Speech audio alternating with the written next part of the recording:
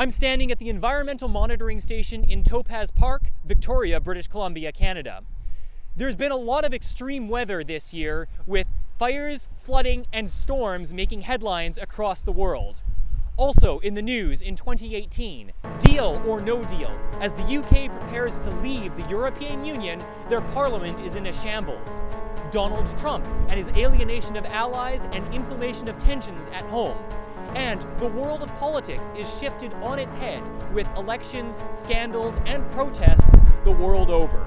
This is 2018 Year in Review.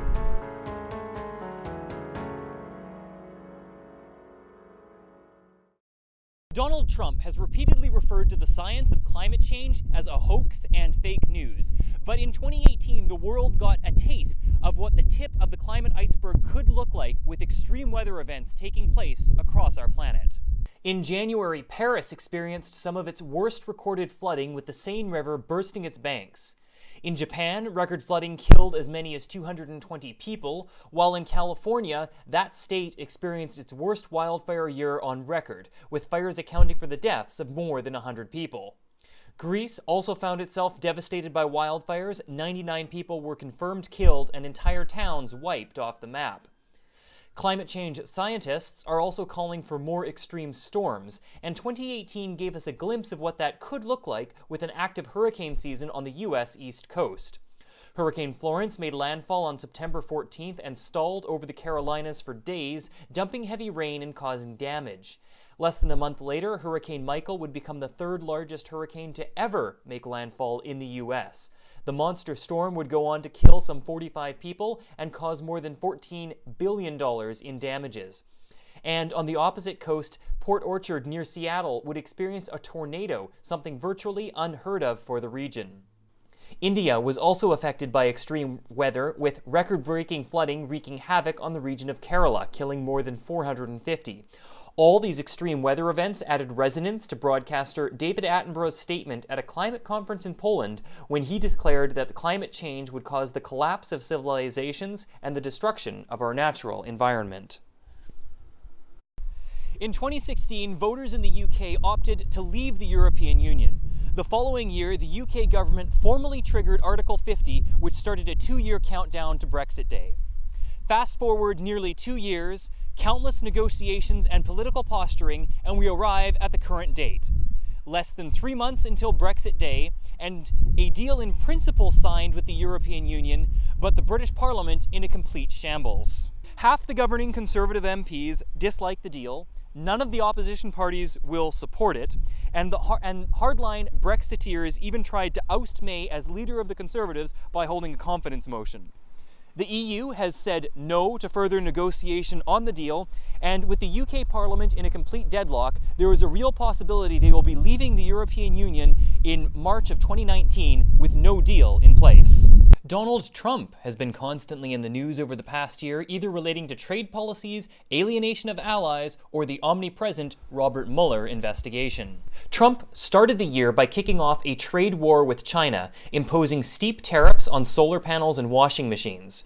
Over the course of 2018, Trump and China would trade tit-for-tat tariff increases, eventually resulting in a peak of hundreds of billions of dollars of goods being tariffed on both sides of the war. China, not the only country targeted by Trump's draconian trade policies. In March, the U.S. levied tariffs against steel and aluminum imports from its allies Canada and the European Union. Both parties have responded with their own tariffs against U.S. goods. In May, Trump drew more criticism when he unilaterally pulled the U.S. out of the 2015 nuclear deal with Iran, despite the Iranians upholding their end of the deal. The EU and other participants in the deal have heavily criticized the move. Throughout the course of the year, Donald Trump has been the subject of an investigation by Special Counsel Robert Mueller into alleged collusion between the Trump 2016 presidential campaign and Russian entities. 2018 has seen some high-profile individuals targeted by Mueller's probe, including Trump's former lawyer, Michael Cohen, who was sentenced to 3 years in jail for fraud and campaign finance violations. Also implicated in the investigation, Paul Manafort, Trump's former campaign manager, and Rick Gates, deputy to Manafort. In addition to causing anger internationally, Trump managed to inflame tensions at home as well. Trump's immigration policy has been the subject of much controversy, particularly when it was revealed that families were being separated at the US-Mexico border and children being held in borderline squalid conditions. Trump also drew the ire of opponents when he sent US troops to the border in response to a caravan of migrants hoping to enter the United States.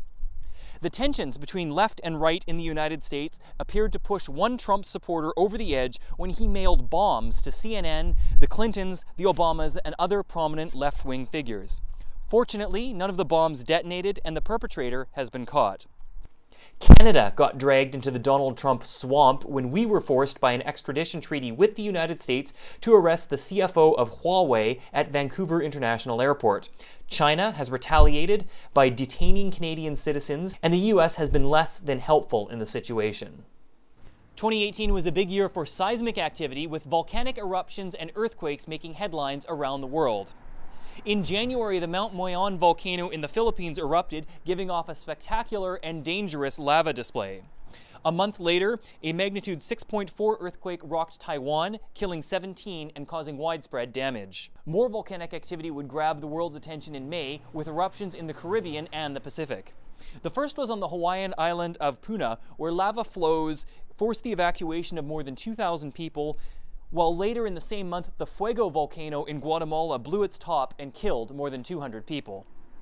Finally, a magnitude 7.5 earthquake struck off the northern tip of the island of Sulawesi in the Philippines. The powerful quake caused widespread damage and a devastating tsunami, which ripped through the town of Palu, causing massive destruction and killing more than 2,000 people. 2018 saw a number of terrorism-related attacks, both in the Middle East and beyond. Afghanistan in particular was rocked by a series of suicide bombings which left the country shaken. In January, 100 people were killed when an ambulance loaded with explosives was detonated near a police checkpoint in the capital, Kabul. Also in Kabul, journalists were the target of an attack when a bomb was detonated near government buildings. The terrorists detonated a first bomb, then waited until journalists showed up to cover the incident before detonating a second one. On March 23rd, a gunman stole a car in Carcassonne, France, killing the passenger and injuring the driver. The terrorist then proceeded to a supermarket in Trebes, where he killed 2 civilians and a police officer before being shot by police. On May 29th, a Belgian man killed 2 police officers and a passerby after stealing the officer's revolver. That 31-year-old man was killed by police. And in London, there were no deaths, but several injuries when a motorist plowed into a group of cyclists outside the Parliament buildings. Yet another incident took place in Strasbourg, France, when 5 people were shot and killed by a gunman. It took the police days to catch up to the perpetrator. It wasn't organized terrorism per se, but the state of Texas was put on edge when a serial bomber detonated 5 bombs across the state over the course of 19 days. The bomber was eventually identified and killed himself. And here in Canada, a mass shooting left 2 people dead and 13 injured when a 29-year-old man opened fire on a busy street in downtown Toronto. While mass shootings such as the incident in Toronto are rare in Canada, the same cannot be said for our neighbor to the south. In the US, there is a mass shooting 9 out of every 10 days, and 2018 was no exception. Some incidents of note were a shooting in February at the Stoneman Douglas High School in Parkland, Florida, killing 17. In April, a disgruntled entertainer injured 3 people at the YouTube headquarters. In Maryland, the media was the target when a 38-year-old man opened fire on the Capital Gazette newspaper, killing 5. Anti-Semitism was identified as the motivation for a shooting at a synagogue in Pittsburgh, which left 11 dead in October. 2 more shootings of note, one in Jacksonville at a video game tournament and another in November when 12 people were killed at a country music bar in Thousand Oaks, California. The seemingly endless string of gun violence in the United States sparked a series of anti-gun demonstrations across the country. However, despite widespread support and participation, the U.S. government remains firmly under the thumb of the NRA.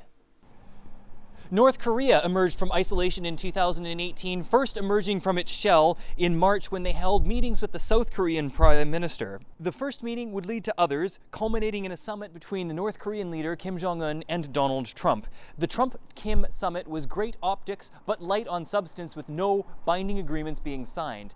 In a sign of good faith, however, the North has dismantled a major nuclear testing site. More than 40 people were killed when a major vehicle bridge collapsed in the Italian city of Genoa. The bridge has been in use since 1967 and has shed light on Italy's aging transportation infrastructure. In Miami, it wasn't an old bridge, but brand new construction, which caused the deaths of 6 people when a still under construction pedestrian overpass collapsed onto the motorway below. The company hired to build the bridge has been charged with serious safety violations. Elections, protests, and scandals shook the world of politics in 2018. Brazil took a sharp turn to the right when they elected Jair Bolsonaro, the so-called Donald Trump of the jungle, while in Mexico the situation was reversed, with voters opting to elect Andrés Manuel López Obrador, a left-wing candidate. In Zimbabwe, Emerson Mnangagwa, the enforcer of former President Robert Mugabe, was elected, cementing the ZANU-PF party's hold on power, while in Turkey, voters opted to reinforce Recep Tayyip Erdogan's presidency. In Malaysia, a surprise election result left former Prime Minister Mahathir Mohamad once again in power at the age of 92 after re-entering politics. In South Africa, longtime President Jacob Zuma was forced to resign over corruption allegations. The country will hold general elections to replace Zuma in 2019. In January, anti-government protests made headlines in Russia after the opposition leader Alexei Navalny was arrested. Russia is often criticized for repressing political opposition. In France, violent anti-government protests were sparked by a proposed hike to the nation's fuel tax. In response to the protests, the French government agreed to scrap the proposed tax. However, demonstrators continue to take to the streets, calling for more government concessions. Some 10,000 Palestinian protesters were injured and 160 killed when demonstrators marched on the Israeli border with the Gaza Strip following the U.S. moving of their embassy from Tel Aviv to Jerusalem. The protesters are demonstrating against ongoing occupation of Palestinian lands and took place over a time period of more than 2 months. The Cambridge Analytica scandal revealed how much power Facebook and social media in general have in manipulating our democracies. In a nutshell, it was revealed that the firm used data gathered from social media to craft political campaigns which targeted elections and referendums in the Western world. Facebook came under fire when it was revealed that Cambridge Analytica illegally harvested the data of some 87 million Facebook users without those users' knowledge or consent. In the wake of the scandal, Cambridge Analytica was dissolved and Facebook forced to answer serious questions about how it handled and stored user data. In 2017, the Burmese military began a systemic campaign of ethnic cleansing against the Rohingya Muslim community, but it wasn't until 2018 that the full scale of the genocide became clear. Some 900,000 refugees have been forced to flee the country, many of them living in squalid conditions in neighboring Bangladesh. The international community has been criticized for a lackluster response to the crisis. Russia has been at the center of several international incidents in 2018, leading to some of the worst relations with the Western world since the end of the Cold War.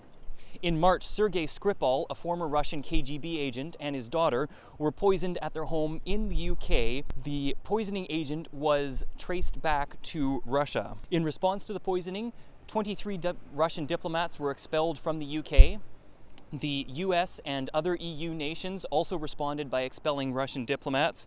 In retaliation, the Kremlin expelled Western diplomats, and Russia has denied any knowledge of the poisoning. Tensions between Russia and the Ukraine escalated when the Russian military fired upon and captured 3 Ukrainian military vessels trying to enter the Sea of Azov. Ukraine responded by declaring a state of emergency in the Ukraine and condemning the action. It's not often that Turkey finds itself on the same side as the United States in a conflict with Saudi Arabia, but that's exactly what happened over the killing of journalist Jamal Khashoggi. On October 2nd, Khashoggi entered the Saudi embassy in Istanbul, but would never leave. In the weeks that followed, the world learned that the journalist was tortured, murdered, and dismembered by a hit squad sent from Riyadh. Investigations have concluded that the kill order came from the highest levels of government in Saudi Arabia, ratcheting up tensions between Riyadh and the West. In Pennsylvania, a grand jury found that over 1,000 children had been abused at the hands of Catholic priests, something that the diocese had tried to cover up.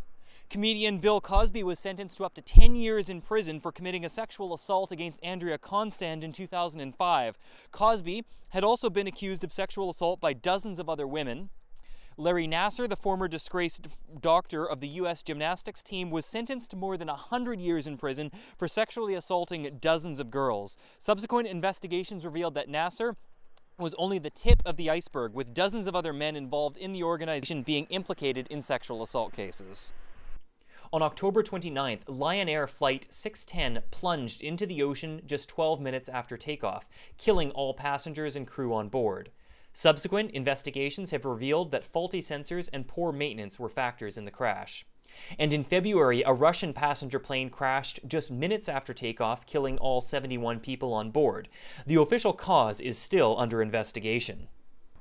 Syria's civil war has been ongoing since 2011, and over the past couple of years, the Syrian government forces, supported by Russia, have been gaining ground against the opposition. At the beginning of 2018, one of the last held rebel strongholds was the region of eastern Ghouta, which the Syrian government promptly surrounded and subsequently captured in April.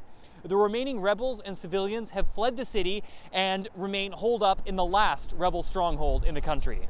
In Thailand, the world was captivated by the story of 12 children and their soccer coach trapped in the Tam Luang cave complex. The 13 had ventured into the cave and become stuck when water levels rapidly rose. What followed was a 2-week operation to extract the group by teaching them to dive through the treacherous passageways. Ultimately, all 13 survived, but a Thai Navy diver died in the lead-up to the rescue. Some technology news now, and SpaceX managed to successfully land its Falcon 9 rocket after successfully delivering supplies to the International Space Station. The success means the company will be able to reuse the first stage rocket launchers for future missions. And NASA made headlines when it successfully landed its Curiosity rover on the surface of Mars. The rover will be used to gather samples and other data from the Martian surface. A number of major international figures passed away in 2018, including U.S. Senator John McCain, former U.S. President George Bush Sr., scientist and pop icon Stephen Hawking, musician Aretha Franklin, televangelist Billy Graham, and former UN Secretary General Kofi Annan. And those are the stories that captured our attention in 2018. From all of us here at INET, thanks for watching. Happy New Year, and we'll see you again in 2019.